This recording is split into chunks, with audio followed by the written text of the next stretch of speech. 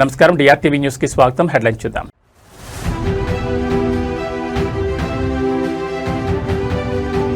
నందినగర్లో రాజకీయ సందడి. ఉమ్మడి రంగారెడ్డి జిల్లా నేతలకు కేటీఆర్ దిశానిర్దేశం.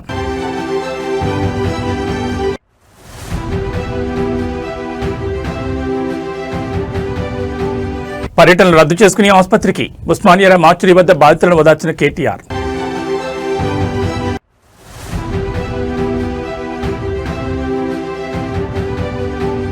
జీఎన్ నాయుడు మృతి పట్ల సీఎం చంద్రబాబు, మంత్రి లోకేష్ తీవ్ర సంతాపం. నివాళులర్పించిన ముఖ్యమంత్రి.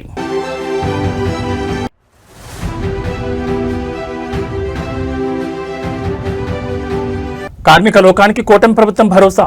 ఎన్టీఆర్ భవన్లో మంత్రి వాసంశెట్టి సుభాష్ కీలక వ్యాఖ్యలు. ఇక డీటెయిల్స్ చూస్తే బీఆర్ఎస్ పార్టీ క్షేత్రస్థాయిలో కేడర్ను బలోపేతం చేయడంపై ఫుల్ ఫోకస్ పెట్టింది. ఈ క్రమంలోనే పార్టీ వర్కింగ్ ప్రెసిడెంట్ కేటీఆర్ ఇవాళ ఉమ్మడి రంగారెడ్డి జిల్లా నేతలతో కీలక సమావేశం నిర్వహించారు.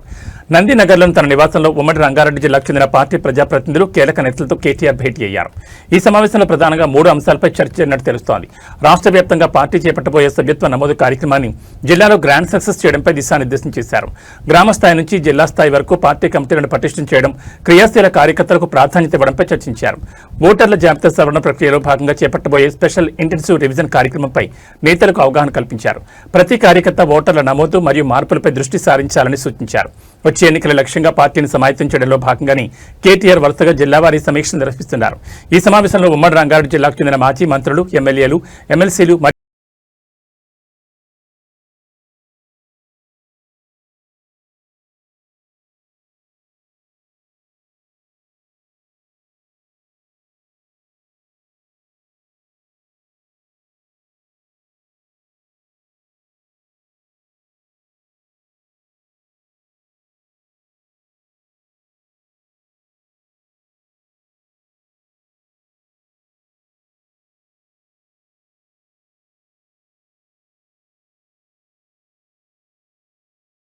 రింగ్ రోడ్పై జరిగిన ఘోర రోడ్డు ప్రమాదం తెలుగు రాష్ట్రాల్లో తీవ్ర విషాదాన్ని నింపింది. ఈ ప్రమాదంలో మృతి చెందిన 6 సిరిసిల్ల వాసులు పార్థివ దేహాలకు బీఆర్ఎస్ వర్కింగ్ ప్రెసిడెంట్ కేటీఆర్ నివాళులర్పించారు. ఉస్మానియా జనరల్ హాస్పిటల్ మార్చురీ వద్దకు చేరుకున్న ఆయన బాధిత కుటుంబాలను ఓదార్చారు. ప్రమాద వార్త తెలిసిన వెంటనే తన పర్యటనలను రద్దు చేసుకుని కేటీఆర్ ఉస్మానియా ఆసుపత్రికి చేరుకున్నారు. మార్చురీ వద్ద ఉన్న మృతదేహాలపై పూలమాలలు వేసి కేటీఆర్ ఘనంగా నివాళులర్పించారు. తమ వారిని కోల్పోయే పుట్టుడు దోకంలో ఉన్న కుటుంబ సభ్యులను ఆయన ఓదార్చారు. వారిని హత్తుకుని ధైర్యం చెప్పారు. బాధితులంతా తన సొంత నియోజకవర్గమైన సిరిసిల్లకు చెందిన వారు కావడంతో కేటీఆర్ తీవ్ర భావోద్వేగానికి లోనయ్యారు. పార్టీ పరంగా, వ్యక్తిగతంగా ఆ కుటుంబాలకు అండగా ఉంటామని ఈ సందర్భంగా హామీ ఇచ్చారు. ఒకే గ్రామానికి చెందిన 6 వ్యక్తులు మృతి చెందడంతో సిరిసిల్లలో విషాదచారాలు అమ్ముకున్నాయి. మృతదేహాలను త్వరగా వారి స్వగ్రామాలకు తరలించేలా చూడాలని అధికారులను కేటీఆర్ కోరారు.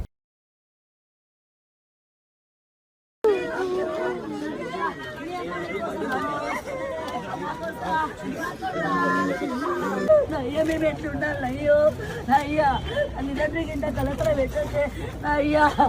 నా బిడ్డలు ఎట్లా మంచి పోవాలి అయ్యా. ఉన్న ముగ్గురు ఒక్కసారి పోతున్నదే అయ్యా. వాళ్ళ వంశం లేకుండా అయిపోయిందా నా అయ్యా. చిన్నదాని నుంచి పోయినా నేను పెంచుతుంటేనయ్యా నా అయ్యా. నా అయ్యా సెలవులు ఉన్నాయన్నదే అయ్యా.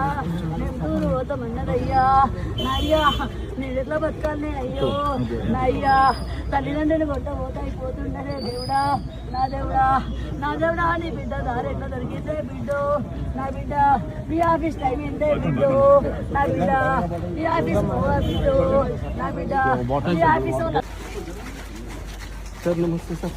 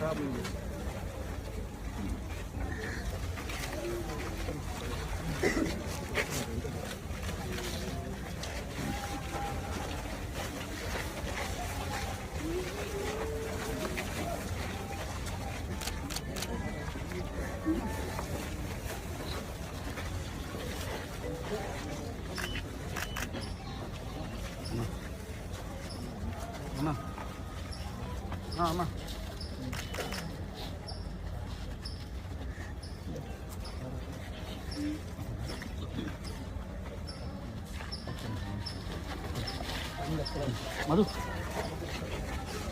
ఒక్క నిమిషం ఫోన్ చేస్తారు 2 నిమిషాలు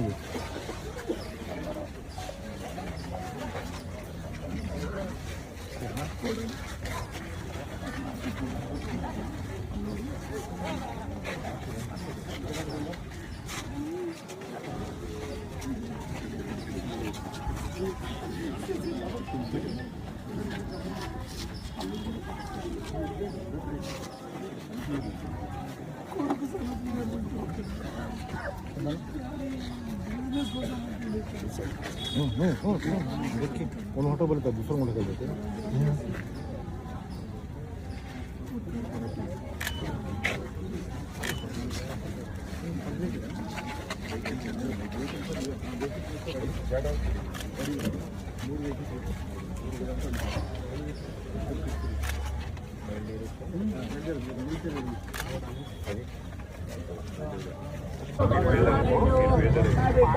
నా బిడ్డ నేను ఉన్నా పోయినా అయిపోతుంది బిడ్డ నా బిడ్డ ఇద్దరు తల్లి నా బిడ్డ అయితేనే అనుకున్నా బిడ్డ నా బిడ్డ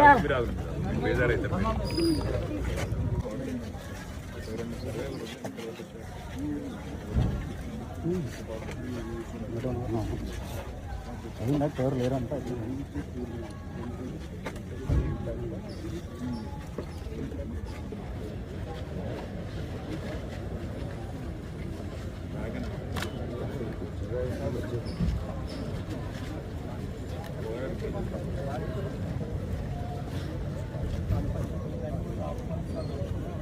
ప్రముఖ పారిశ్రామికవేత్త రీజెన్సీ గ్రూప్ అధినేత జీఎన్ నాయుడు మృతి పట్ల ఆంధ్రప్రదేశ్ ముఖ్యమంత్రి నారా చంద్రబాబు నాయుడు మరియు రాష్ట్ర మంత్రి నారా లోకేష్ తీవ్ర సంతాపం వ్యక్తం చేశారు.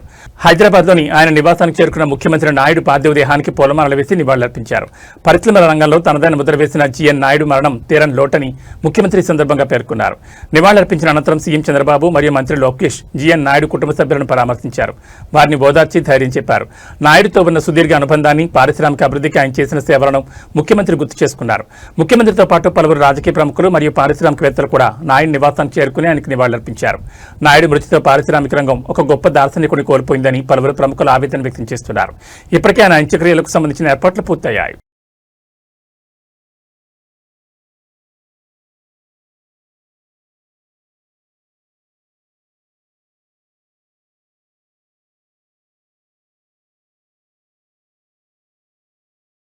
రాష్ట్రంలోని కార్మిక లోకానికి కూటమి ప్రభుత్వం అండగా ఉంటుందని కార్మిక శాఖ మంత్రి బాసంశెట్టి సుభాష్ స్పష్టం చేశారు. కార్మికుల సంక్షేమానికి తమ ప్రభుత్వం ఒక వారధిలా పనిచేస్తుందని ఆయన పేర్కొన్నారు. అమరావతిలోని ఎన్టీఆర్ భవన్ నుంచి ఆయన మీడియా ప్రతినిధులతో మాట్లాడారు. ఎన్టీఆర్ భవన్లో జరిగిన ఈ మీడియా సమావేశంలో మంత్రి పలు కీలక అంశాలు ప్రస్తావించారు. గత ప్రభుత్వ హయాంలో నిర్లక్ష్యానికి గురైన కార్మిక రంగాన్ని మళ్లీ గాడిలో పెడతామని, కార్మికుల సంక్షేమం కోసం ప్రత్యేక పథకాలు రూపొందిస్తున్నామని మంత్రి తెలిపారు. కార్మికులకు అందాల్సిన ఫలాలు నేరుగా వారికి చేరేలా పారదర్శకమైన విధానాన్ని అమలు చేస్తామని, ప్రభుత్వం వారికి ఎల్లప్పుడూ అందుబాటులో ఉంటుందని భరోసా ఇచ్చారు. ముఖ్యంగా భవన నిర్మాణ కార్మికుల సంక్షేమ నిధుల వినియోగంపై దృష్టి సారిస్తామని, వారి పెండింగ్ సమస్యలను త్వరితగతిన పరిష్కరిస్తామని హామీ ఇచ్చారు. ఈ సమావేశంలో మంత్రి సుభాష్తో పాటు పలువురు పార్టీ నేతలు పాల్గొన్నారు. కార్మికుల హక్కులను కాపాడడంలో కూటమి ప్రభుత్వం రాజీ పడబోదని ఆయన ఈ సందర్భంగా పునరుద్ఘాటించారు. అందరికీ నమస్కారం. ముందుగా అందరికీ అంతర్జాతీయ కార్మికుల దినోత్సవ శుభాకాంక్షలు తెలియజేసుకుంటూ,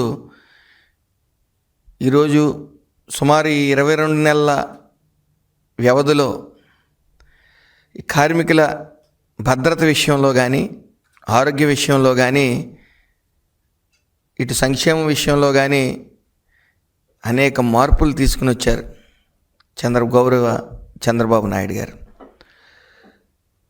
నిరంతరం ఒక కార్మికుడిలాగా శ్రమిస్తూ మరి ఈ కార్మికుల ఆరోగ్యం, భద్రత విషయంలో నిరంతరం ఆలోచించే గౌరవ ముఖ్యమంత్రి నారా చంద్రబాబు నాయుడు గారు మరి నిన్న మేడే రోజున ఒక శుభవార్త చెప్పడం జరిగింది. లేబర్ అడ్డాస్ అనేవి 15 నగరాల్లో వెంటనే నిర్మించండి అని చెప్పడం జరిగింది. దీనివల్ల ఎవరైతే జట్టు కూలీలు కానీ, కార్మికులు కానీ మనం చూస్తూ ఉంటాం, చాలా సెంటర్లో నడి రోడ్డు మీద నిలబడి పనుల కోసం ఎవరన్నా యాజమాన్యం వస్తుంది కూలి పనుల కోసం అక్కడ చేసుకుందామని వెయిట్ చేయడం చూస్తూ ఉంటాం. దానివల్ల ప్రమాదాలకు కానీ మండుటెండలో వాళ్ళు నిలబడటం కానీ ఇవన్నీ జరుగుతూ ఉన్నాయి. వీళ్ళకి ఏదో చేయాలనే ఆలోచనతో మరి నారా చంద్రబాబు నాయుడు గారు లేబర్ అడ్డాస్ అనేవి 15 పైలట్ ప్రాజెక్టుల కింద 15 నగరాల్లో పెట్టమని చెప్పడం జరిగింది. దానివల్ల విశ్రాంతి తీసుకునే అవకాశం, అలాగే టాయిలెట్స్ ఉపయోగించుకునే అవకాశం, అలాగే వాళ్ళకి అక్కడ స్కిల్ ఇచ్చే అవకాశం. అంటే చంద్రబాబు నాయుడు గారు నాకు కావాల్సింది హార్డ్ వర్క్ కాదు స్మార్ట్ వర్క్ అని చెప్తా ఉన్నారు. కొత్తగా వచ్చిన పరికరాల్ని వాళ్ళు ఎలా యూజ్ చేయాలనేది స్కిల్ ఇవ్వడంతో పాటు కొంతమంది యాజమాన్యుల ద్వారా కొంత ఇన్ఫర్మేషన్ తీసుకుని వాళ్ళకి ఎంత లేబర్ కావాలి, జట్టు కూలీలు కావాలనేది అక్కడ డేటా ఉంటుంది. కాబట్టి వాళ్ళందరికీ కూడా పని దొరికే విధంగా, ఉపాధి కల్పించే విధంగా కూడా ఈ లేబర్ అడ్డాస్ ఉపయోగపడతాయి. మరి ఇది పైలట్ ప్రాజెక్ట్ కిందే చేస్తూ ఉన్నాం. ఈ పైలట్ ప్రాజెక్ట్ 15 పూర్తి అవగానే ఇంచుమించు ప్రతి కాన్స్టిట్యున్సీల్లో కూడా లేబర్ అడ్డాస్ అనేవి నిర్మించబోతూ ఉన్నాం. అదేవిధంగా ఈరోజున చూస్తూ ఉంటే పోలవరం కానీ అమరావతి నిర్మాణం కానీ పారిశ్రామిక కారిడార్లు కానీ లాజిస్టిక్స్ కానీ ఇలా మన రాష్ట్రంలో విస్తృతంగా అభివృద్ధి జరుగుతూ ఉంది. అభివృద్ధి పనులు జరుగుతూ ఉన్నాయి. కష్టజీవులకి చేతి నిండా పని దొరికే గొప్ప అవకాశం ఇదని తెలియజేసుకుంటా ఉన్నాను. అలాగే ఆల్రెడీ ఏదైతే 18 లక్షల మంది 20 లక్షల మంది భవన నిర్మాణ కార్మికులు ఉన్నారో వాళ్ళ జీవితాలని చిన్నాభిన్నం చేసింది గత వైసీపీ ప్రభుత్వం. 1214 మెమో పెట్టి వాళ్ళకు వస్తున్న సంక్షేమ పథకాలన్నీ ఆపడంతో పాటు ఇసుక బంగారంలో అమ్మటం వల్ల కనీసం సంవత్సరంలో 70-80 రోజుల మించి పనులు లేవు. అయితే ఈ మంచి ప్రభుత్వం వచ్చిన తర్వాత మరి సంక్షేమ పథకాలు వాళ్ళకి అందజేయడం జరుగుతుంది. ముఖ్యంగా వివాహ కానుక 40,000, ప్రసూతి సాయం 20,000, సహజ మరణానికి 60,000, అంత్యక్రియ ఖర్చుల కింద 20,000 రూపాయలు ఇవ్వటం జరుగుతుంది. భవన నిర్మాణ కార్మికులందరికీ కూడా అవి రిజిస్ట్రేషన్ చేసుకోవాల్సిన పరిస్థితి ఉంది.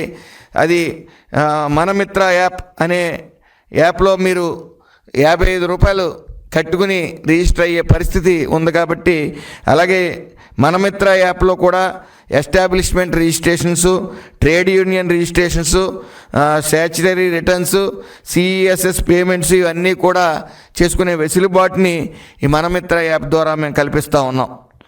అయితే కార్మికుల ఆరోగ్యం పట్ల అసలు చిత్తశుద్ధి లేని ప్రభుత్వం వైఎస్ఆర్సీపీ ప్రభుత్వం. గత ప్రభుత్వంలో ఒక ఇటుకు కానీ గుప్పుడు ఇసుక కానీ వేసిన వైనం లేదు. ఈ 22 నెలల కాలంలో మేము తిరుపతి ఈఎస్ఐ ఆసుపత్రి 50 పడకల నుంచి 100 పడకలు అప్గ్రేడ్ చేయడం జరిగింది. అలాగే అచ్యుతాపురం 30 పడకల హాస్పిటల్ ఆల్రెడీ శంకుస్థాపన చేయడం జరిగింది. ప్రారంభోత్సవానికి కూడా రెడీగా ఉండటం జరిగింది. అలాగే గుంటూరులో 100 పడకల ఆసుపత్రి కోసం 6.35 ఎకరాలు, కర్నూలులో 30 పడకల ఆసుపత్రి కోసం 5.23 ఎకరాల భూమిని కేటాయించడం జరిగింది. అలాగే శ్రీ సిటీ తిరుపతిలో 30 పడకల ఆసుపత్రి ఏపీఐఏసీ ద్వారా భూమిని గుర్తించడం జరిగింది. నెల్లూరులో 100 పడకల ఆసుపత్రికి జిల్లా కలెక్టర్ గారి ద్వారా భూమిని గుర్తించడం జరిగింది. విశాఖపట్నం 50 సీట్ల ఎంబీబీఎస్ ఈఎస్ఐసి మెడికల్ కాలేజ్ మంజూరైంది. ఇది 100 పడకల శీలానగర్ ఈఎస్ఐసి ఆసుపత్రికి అనుబంధంగా ఉంటుంది. అలాగే అమరావతిలో 500 పడకల దిత్రిసేని ఆసుపత్రి మరియు 150 బెడెడ్ సూపర్ స్పెషలిస్ట్ పడకలతో కూడిన ఈఎస్ఐసి మెడికల్ కాలేజ్ శంకుస్థాపన ప్రతిపాదన సమర్పించడం జరిగింది. అలాగే చిత్తూరు, బంగారపాళ్యం, నగరి, గుంతకల్, అనంతపురం, గంగూరు, మచిలీపట్నం, బావులపాడు కొత్త ఈఎస్ఐ డిస్పెన్సరీ కోసం రాష్ట్ర ప్రభుత్వం ఉచితంగా భూమి కేటాయించడం జరిగింది. అలాగే ఈఎస్ఐసి నిబంధనల ప్రకారం రాష్ట్ర వ్యాప్తంగా 30 కొత్త ఈఎస్ఐ డిస్పెన్సరీ స్థాపనకు ప్రతిపాదనలు సమర్పించడం జరిగింది. అలాగే 57 ప్రస్తుత డిస్పెన్సరీ మౌలిక సదుపాయాల సిబ్బంది మరియు సేవా సామర్థ్యాన్ని బలోపేతం చేయడానికి ప్రతిపాదనలు సమర్పించడం జరిగింది. ఈరోజు కార్మికుడు ఆరోగ్యం అలాగే భద్రత కూడా గత ప్రభుత్వం అసలు ఈ ఏదైతే థర్డ్ పార్టీ ఎక్స్పర్ట్స్ ఉన్నారో సేఫ్టీ ఆడిట్స్ చేయవలసిన పరిస్థితుల నెపంలో వాళ్ళందరూ కూడా కనీసం ఒక సంస్థకి ఒక ఫ్యాక్టరీకి కానీ ఇండస్ట్రీకి కానీ వెళ్ళి వాళ్ళు ఈ సేఫ్టీ ఆడిట్లు చేయకుండా కమిషన్ల కోసం కక్కుతుపడి వెనక్కి వెళ్ళిపోయిన వైనం. మరి ఏ రోజు కూడా వాళ్ళు సేఫ్టీ ఆడిట్లు చేయలేదు సరిగ్గా.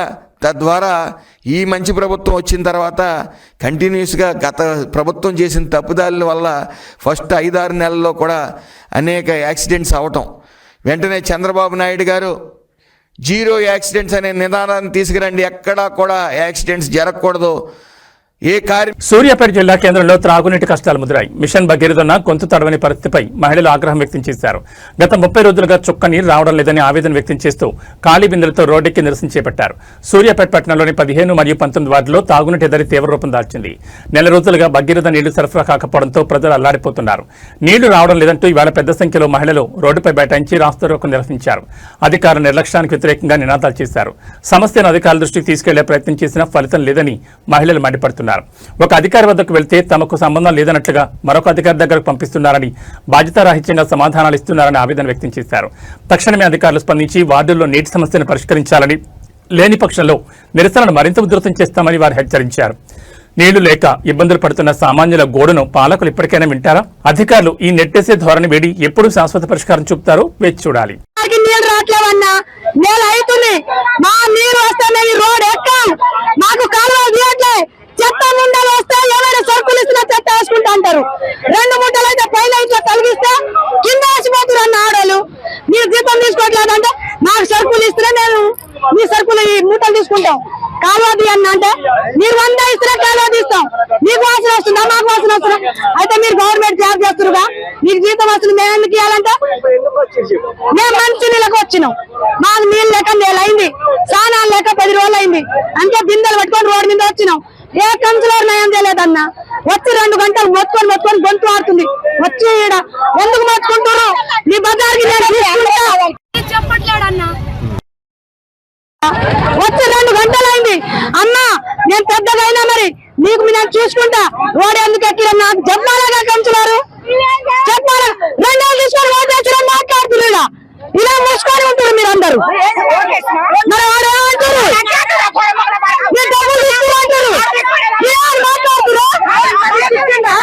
మాకు నీళ్ళు కావాలి, నీళ్ళు వస్తే మేము వాళ్ళ జోలికి పోం.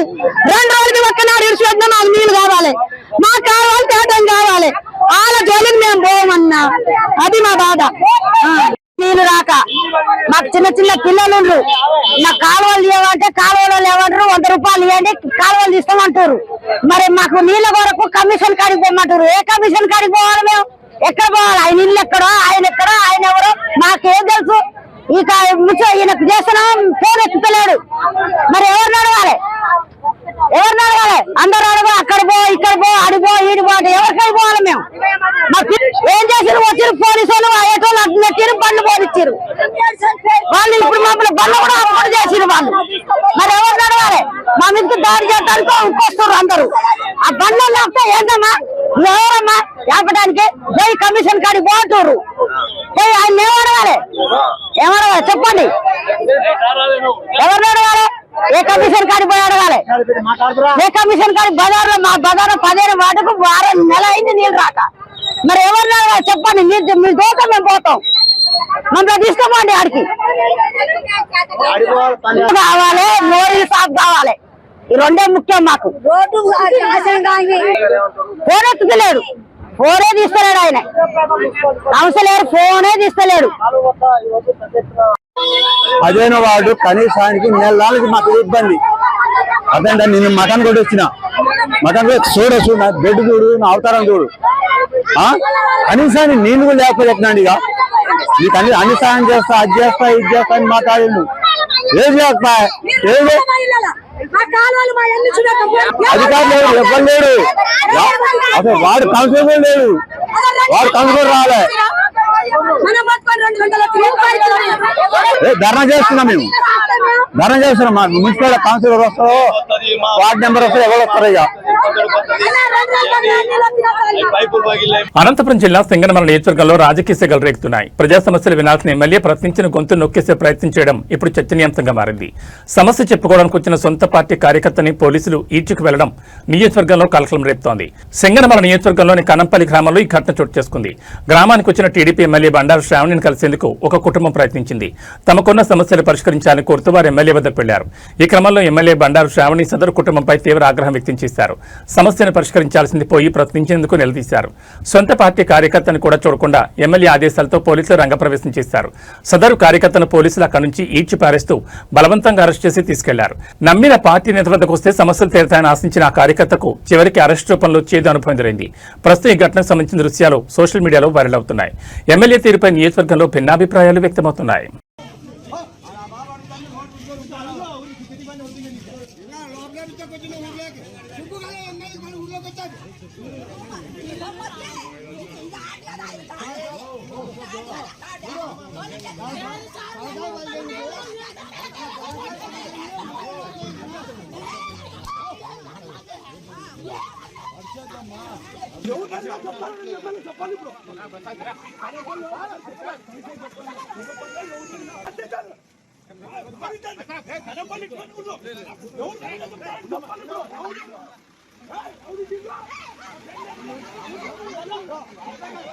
మధ్యప్రదేశ్లోని జబల్పూర్ జిల్లాలో నర్మదా నదిపై ఉన్న బర్క్ జలాశయంలో బోటు బోల్తా పడిన ఘటనలో 28 మందిని రక్షించగా 9 మంది మృతదేహాలు వెలికితీశారు. ఈ ప్రమాదానికి కొన్ని క్షణాల ముందు పర్యాటకులు హాహాకారాలు చేస్తున్న వీడియో తాజాగా వెలుగులోకి వచ్చింది. బోట్లోకి నీరు వస్తుండటంతో వారు భయాందోళన గురైన దృశ్యాలు ఆ వీడియోలో కనిపిస్తున్నాయి. బోటు భారీ కుదుపులకు గురైన సమయంలో సిబ్బంది అందులో ఉన్న వారికి లైఫ్ జాకెట్లు ఇవ్వడానికి మూటలు విప్పుతున్నారు. బోట్ ఎక్కగానే పర్యాటకులకు లైఫ్ జాకెట్లు ఇవ్వకుండా సిబ్బంది నిర్లక్ష్యంగా వ్యవహరించడం వల్లే మృతుల సంఖ్య పెరిగిందని ప్రమాదం నుంచి బయటపడిన వారు ఆరోపిస్తున్నారు. ప్రమాదానికి ముందు మరీనా అనే మహిళ తన కుమారుడు త్రిషాన్ను పొదివి పట్టుకుని ఉన్న దృశ్యాలు కనిపిస్తున్నాయి. బోటు మునిగిపోయిన అనంతరం వారి మృతదేహాలను బయటకు తీసిన సమయంలోనూ ఆమె తన బిడ్డను అలాగే పట్టుకుని ఉండడం చూపాలను కంటతడి పెట్టించింది. ఆమె భర్త ప్రమాదం నుంచి ప్రాణాలతో బయటపడ్డారు. ఘటనా స్థలంలో భారీ వర్షం కురుస్తుండటంతో శుక్రవారం సాయంత్రం గాలింపు చర్యలు నిలిపివేసి తిరిగి శనివారం ఉదయం 5 గంటలకు ప్రారంభించినట్లు అధికారులు పేర్కొన్నారు. మరోవైపు సాయంత్రం 6 గంటల 15 నిమిషాలకు ప్రమాదం జరిగినట్లు సహాయక బృందాలకు సమాచారం ఇచ్చినప్పటికీ వారు 6 గంటల 40 నిమిషాల వరకు బయలుదేరలేదని బాధితులు ఆరోపించారు. అయితే తమ వాహనం పాడవడం వల్లే ఆలస్యమైందని సహాయక సిబ్బంది పేర్కొన్నారు. ప్రమాదం జరిగిన వెంటనే స్థానిక మత్స్యకారులు, రైతులు 15 మందికి పైగా పర్యాటకులను రక్షించారు. అనంతరం 7 గంటల సమయంలో సహాయక బృందాలు ఘటనా స్థలానికి చేరుకున్నాయి. ఈ ప్రమాదం నేపథ్యంలో రాష్ట్ర వ్యాప్తంగా అన్ని క్రూయిజ్ కార్యకలాపాలు, మోటార్ బోట్ సేవలు, వాటర్ స్పోర్ట్స్ నిలిపివేయాలని మధ్యప్రదేశ్ ముఖ్యమంత్రి మోహన్ యాదవ్ ఆదేశించారు. ఘటనపై సమగ్ర దర్యాప్తు చేపట్టేందుకు ఉన్నత స్థాయి విచారణ కమిటీని ఏర్పాటు చేశారు. క్రూయిజ్ పైలట్ మహేష్ పటేల్, సహాయకుడు Chhotelal Gond, ticket counter incharge బ్రిజేంద్రను విధుల నుంచి తొలగించారు. బోట్ క్లబ్ మేనేజర్ సునీల్ మరావిని సస్పెండ్ చేశారు.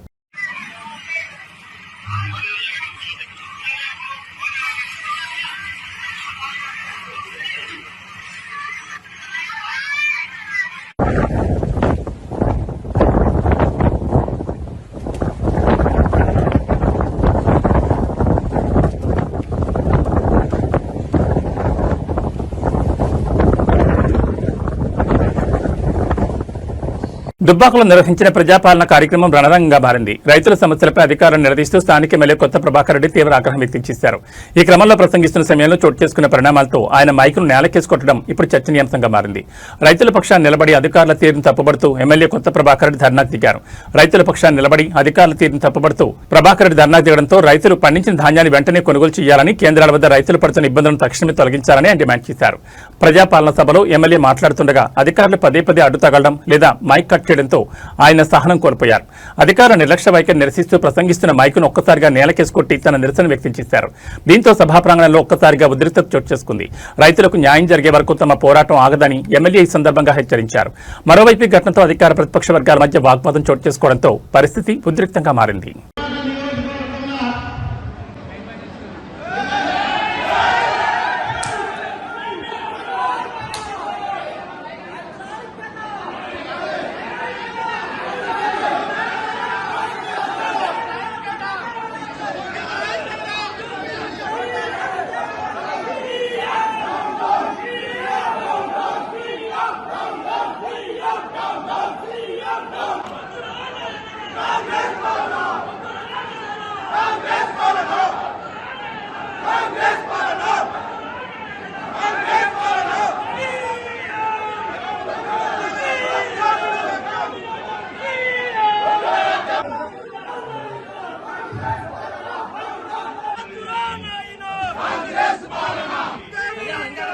రాజకీయాల్లో గెలుపోటములు సహజమని, అయితే బలమైన ఆశయం ఉంటే అసాధ్యమైనది ఏదీ లేదని మాజీ ఎమ్మెల్సీ కవిత వ్యాఖ్యానించారు. గత చరిత్రను ఉదాహరిస్తూ రాబోయే రోజుల్లో బీఆర్ఎస్ పార్టీ మళ్లీ తన ప్రభావాన్ని చాటుతుందని ఆమె ధీమా వ్యక్తం చేశారు. మహబూబాబాద్లో నిర్వహించిన పార్టీ సమావేశంలో ఆమె చేసిన వ్యాఖ్యలు ఇప్పుడు రాజకీయ వర్గాలు ఆసక్తికరంగా మారాయి. పార్టీ శ్రేణుల్లో ఉత్సాహం నింపే ప్రయత్నంలో భాగంగా కవిత సంచలన వ్యాఖ్యలు చేశారు. ఒకనాడు ఎన్టీఆర్ తెలుగుదేశం పార్టీ పెట్టినప్పుడు రాజకీయ అనుభవం లేని అనామకులు సైతం ఘన విజయం సాధించారని ఆమె గుర్తు చేశారు. అదేవిధంగా కేసీఆర్ టీఆర్ఎస్ పార్టీని స్థాపించినప్పుడు కూడా సాధారణ కార్యకర్తలు అనామకులు సైతం ఎమ్మెల్యేలుగా గెలిచి చరిత్ర సృష్టించారని పేర్కొన్నారు. ఇప్పుడున్న రాజకీయ పరిస్థితుల్లో బీఆర్ఎస్ పార్టీ మళ్లీ పుంజుకుంటుందని, ఖచ్చితంగా తాము చరిత్రను సృష్టిస్తామని ఆమె కార్యకర్తలకు దిశానిర్దేశం చేశారు. ఓటమికి కుంగిపోకుండా మళ్లీ ప్రజల్లోకి వెళ్లి పార్టీ జెండాను రెపరెపలాడిస్తామని కవిత స్పష్టం చేశారు. ఉమ్మడి జిల్లా నేతలు, కార్యకర్తలు ఈ సమావేశంలో పెద్ద సంఖ్యలో పాల్గొన్నారు. ప్రజల వద్దకెళ్ళి గెలవాలనుకుంటున్నాం. ఒకనాడు ఎన్టీ రామారావు గారు పార్టీ పెట్టినప్పుడు అనామకులు గెలిచారు. ఇంకొకనాడు కేసీఆర్ గారు పార్టీ పెట్టినప్పుడు అనామకులు గెలిచారు. ఎప్పుడైనా ఒక కొత్త రెవల్యూషన్ వచ్చినప్పుడు ప్రతి 25 సంవత్సరాలకు ఒకసారి వచ్చే ఈ రెవల్యూషన్ ఇప్పుడు మేము కరెక్ట్గా చరిత్రలో సరైనటువంటి మలుపులో నిలబడి ఉన్నాం. చరిత్ర సృష్టిస్తామనేటటువంటి విశ్వాసం మాకున్నది. Thank you. Madam, KCR TRS launch చేసినప్పుడు ఇది ఫక్తు రాజకీయ పార్టీ కాదు అని అన్నాడు. తర్వాత he said yes we are a political party. No, మీరు జాగృతి స్టార్ట్ చేసినప్పుడు it started off as a cultural organisation. ఇప్పుడు మీరు it has escalated into a political party. No, this shows your party falls in a clear pattern within the family to develop two centers of power right in the bud. How do you react to this? Well, you are very wrong. I am sorry to say that, because I was suspended from BRS party without even being asked for an explanation. For any political party that is run under the Constitution of India, it is my democratic right to be at least given a show cause notice asking for whatever I have done or whatever I have commented or whatever reasons. See, there are other people right now, like Mr. XMLA, Mr. Rohit Reddy. He's in various cases. He's only been given a show cause notice. అంటే ఒక రాజ్యాంగబద్ధంగా నడిచేటటువంటి పార్టీలో ఎవరన్నా తప్పు చేసినారు అనుకుంటే suspend డైరెక్ట్గా చేయడం అన్నది కరెక్ట్ కాదు. పొలిటికల్ నోటీస్ ఇవ్వాల్సింది. ఇవాళ XMLA రోహిత్ రెడ్డి గారి మీద రకరకాల ఆరోపణలు వస్తున్నాయి. ఆయనకు షో కాజ్ నోటీస్ ఇచ్చిర్రు. మరి నేను ఏం తప్పు చేసినా నాకు తెలియదు. నన్నైతే డైరెక్ట్గా సస్పెండ్ చేసిండ్రు. ఏ రోజైతే బీఆర్ఎస్ పార్టీ నన్ను సస్పెండ్ చేసిందో, ప్రజా జీవితంలో ఉండాలనుకునే ఒక వ్యక్తిగా నాకు తెలుసు ఈ రాష్ట్రంలో బీజేపీ ఎన్నటికీ మేలు చేయదు. నాకు తెలిసి ఈ రాష్ట్రంలో కాంగ్రెస్ ఎన్నటికీ మేలు చేయదు. ఎందుకంటే మొత్తం ఉన్న తెలంగాణను ఆంధ్రాలో కలిపిందే కాంగ్రెస్. 2004లో పొత్తు పెట్టుకొని 2014 దాకా సాగదీసి 1200 మందిని చంపిందే కాంగ్రెస్. వచ్చిన తర్వాత కూడా ఇప్పుడు కాంగ్రెస్ ప్రభుత్వం వచ్చిన ఈ 2.5 ఏళ్లలో కూడా గోస తప్ప ఇంకోటి లేదు. సో నాకు కాంగ్రెస్ ఆప్షన్ కాదు, బీజేపీ ఆప్షన్ కాదు. మరి నేను ప్రజా జీవితంలో ఉండాలనుకునే వ్యక్తిగా నేను ఒక పొలిటికల్ అవుట్ఫిట్ పెట్టుకొని ప్రజల ఆశీర్వాదం కోసం వెళ్తూ ఉన్నా. సో ఇది రెండు కనెక్టెడే కదా అని మీరు మాట్లాడితే అది చాలా తప్పండి. మీ ప్రశ్న తప్పని నేను చాలా వినయపూర్వకంగా చెప్తా ఉన్నాను. ఎందుకంటే బీఆర్ఎస్ పార్టీ నన్ను వద్దనుకున్నది. నేను మాత్రం నా తెలంగాణ ప్రజల దగ్గరికి, కుటుంబ సభ్యుల దగ్గరికి వెళ్తున్నా. వాళ్ళు ఆదరిస్తారో మరి నన్ను ఏం చేస్తారో అది ప్రజల ఇష్టం, వారికే వదిలేస్తాను. Thank you. హైదరాబాద్ కు తలమానికంగా భావించే ఔటర్ రింగ్ రోడ్ ఇప్పుడు ప్రయాణికుల పాలిట మృత్యుపాసంగా మారుతోంది. గత 10 ఏళ్ల గణాంకాలను పరిశీలిస్తే భయంకరమైన నిజాలు వెలుగులోకి వస్తున్నాయి. వేగంగా వెళ్లడమే కాదు, ప్రాణాలను కూడా అంతే వేగంగా గాల్లో కలిపేస్తున్న ఈ రహదారిపై ప్రమాదాల తీవ్రత ఆందోళన కలిగిస్తోంది. నగరం చుట్టూ ఉన్న 158 కిలోమీటర్ల ఈ ఔటర్ రింగ్ రోడ్పై గడిచిన 10 ఏళ్లలో జరిగిన ప్రమాదాల సంఖ్య అక్షరాల 10,000 మార్కును దాటేసింది. అధికారిక లెక్కల ప్రకారం 10 ఏళ్ల కాలంలో మొత్తం 10,666 ప్రమాదాలు చోటు చేసుకున్నాయి. అంటే ఏడాదికి సగటున 1000కి పైగా ప్రమాదాలు జరుగుతున్నాయి. అతి వేగం, అజాగ్రత్తగా డ్రైవింగ్ చేయడం, నిబంధనలకు విరుద్ధంగా వాహనాలు నిలపడం మరియు టైర్లు పేలిపోవడం వంటి కారణాల వల్ల ఈ ఘోరాలు జరుగుతున్నట్లు అధికారులు గుర్తించారు. ఈ ప్రమాదాల్లో వందలాది మంది ప్రాణాలు కోల్పోగా వేల సంఖ్యలో ప్రయాణికులు క్షతగాత్రులయ్యారు. గడిచిన కొద్ది రోజులుగా ఓఆర్ఆర్పై వరుస ప్రమాదాలు జరుగుతుండటంతో ప్రయాణికుల్లో భయం నెలకొంది. ప్రభుత్వం, అధికారులు ఎన్ని చర్యలు తీసుకుంటున్నా, ఎన్ని నిబంధనలు పెడుతున్నా ప్రమాదాల జోరు మాత్రం ఆగడం లేదు. ఔటర్ రింగ్ రోడ్పై ప్రయాణించే వారు తమ వేగాన్ని నియంత్రించుకోవాలని, ట్రాఫిక్ రూల్స్ పాటించాలని నిపుణులు హెచ్చరిస్తున్నారు.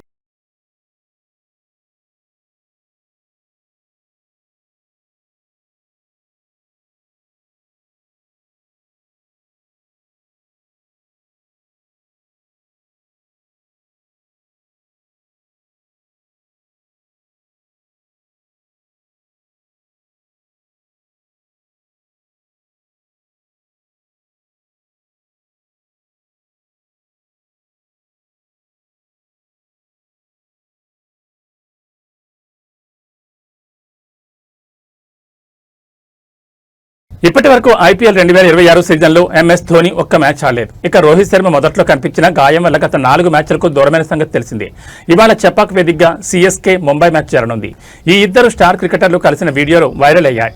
వారితో పాటు సూర్యకుమార్ యాదవ్ జత కలిశాడు. ఈ క్రమంలో ధోని, రోహిత్ బరిలోకి దిగుతారా లేదా అనేది అభిమానుల్లో నెలకొన్న సందేహాలను ఆయా జట్ల కోచ్లు నివృత్తి చేశారు. ముంబై ప్రధాన coach Mahela Jayawardene, Chennai super kings batting coach Mike Hussey స్పందించారు. ఎంఎస్ ధోని బాగున్నాడు, తప్పకుండా మ్యాచ్లు ఆడతాడు. అయితే ఇవాళ ముంబైతో బరిలో దిగుతాడా అనేది ఇప్పుడే చెప్పలేను. గాయం నుంచి కోలుకున్న తీరు బాగుంది. అతడి బ్యాటింగ్, కీపింగ్ నైపుణ్యంపై మాకు ఎలాంటి అనుమానం లేదు. ఇప్పటికీ అతనికి మంచి రన్నింగ్ పవర్ ఉంది అని బ్యాటింగ్ కోచ్ మైక్ హస్సీ తెలిపాడు. 44 ఏళ్ల ధోని దాదాపు ప్రతి మ్యాచ్ సమయంలోనూ ప్రాక్టీస్ చేస్తూ కనిపించాడు. అయితే గాయం తిరగబెట్టడంతో కొన్ని మ్యాచ్లకు దూరం అవుతాడని ఐపీఎల్ ప్రారంభానికి కొన్ని రోజుల ముందే సిఎస్కే ప్రకటించడంతో అభిమానులు తీవ్ర నిరుత్సాహానికి గురయ్యారు. రోహిత్ శర్మ గాయం నుంచి కోరుకున్నాడు. అందుకోసం చాలా కష్టపడ్డాడు. రోజు మెడికల్ టీం పర్యవేక్షిస్తోంది. మ్యాచ్ సమయానికి ఎలా ఉంటాడనేది గమనిస్తాం. అప్పుడు నిర్ణయం తీసుకుంటాం. అతని విషయంలో మెడికల్ టీం ఏం చెప్తే అదే పాటిస్తాం అని ముంబై ఇండియన్స్ ప్రధాన కోచ్ మహేల జయవర్ధన్ వెల్లడించారు. ప్రస్తుతం పాయింట్ల పట్టికలో సిఎస్కే 7వ స్థానంలో ఉంది. 8 మ్యాచ్లు ఆడిన చెన్నై 3 విజయాలు నమోదు చేసింది. ఇక ముంబై ఇండియన్స్ పరిస్థితి మరీ ఘోరంగా ఉంది. ముంబై 8 మ్యాచ్లు ఆడి కేవలం 2 గెలిచింది. పాయింట్ల పట్టికలో 9వ స్థానంలో కొనసాగుతోంది. ప్లే ఆఫ్స్ రేసులో నిలవాలంటే ఇరు జట్లకు ప్రతి మ్యాచ్ కీలకమే.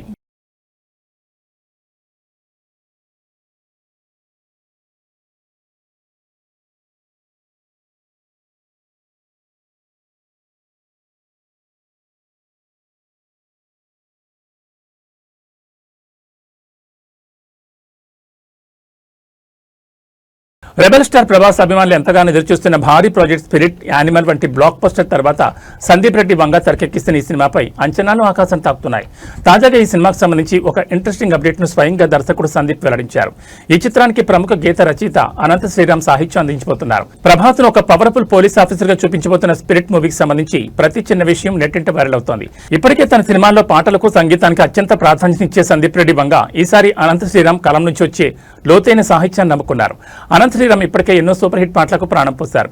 ఇప్పుడు స్పిరిట్ వంటి హై వోల్టేజ్ యాక్షన్ డ్రామాలో ఆయన సాహిత్యం ఎలాంటి మ్యాజిక్ చేయబోతుందోనని సంగీత ప్రియులు ఆసక్తిగా ఎదురుచూస్తున్నారు. ప్రభాస్ కెరీర్లో 25వ సినిమాగా రాబోతున్న ఈ చిత్రం త్వరలోనే సెట్స్ పైకి వెళ్లేందుకు సిద్ధమవుతోంది. Sandeep Reddy Vanga taking, Prabhas make over, దానికి తోడు అనంత శ్రీరామ్ సాహిత్యం తోడవడంతో స్పిరిట్ మ్యూజికల్ గా కూడా గూస్ బంప్స్ తెప్పించడం ఖాయంగా కనిపిస్తోంది.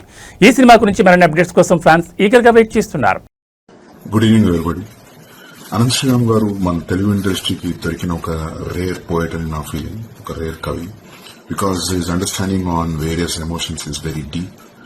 అండ్ నాకు అది ఆయనతో వర్క్ చేస్తున్న ప్రాసెస్ లో అర్థమైంది. And he's become a good friend to me in this process, writing from Arjun Reddy to Spirit. So now Anant Sriram గారు అనంతంది MLC కాన్సెప్ట్ కొత్త కాన్సెప్ట్ తో ముందుకు వస్తున్నారు with his songs. Is going to play and sing his songs.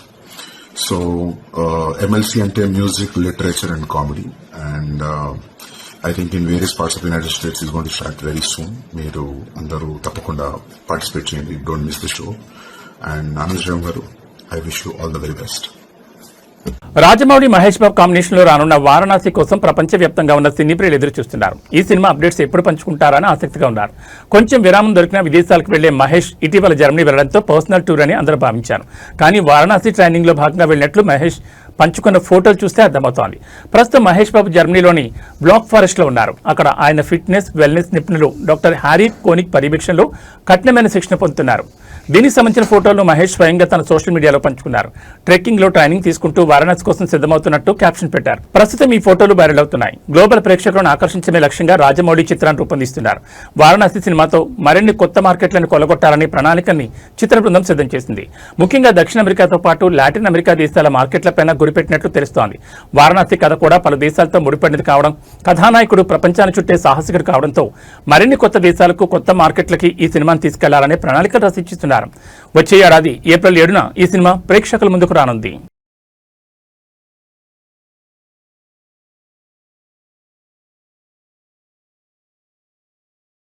AB bulletin విశేషాలు.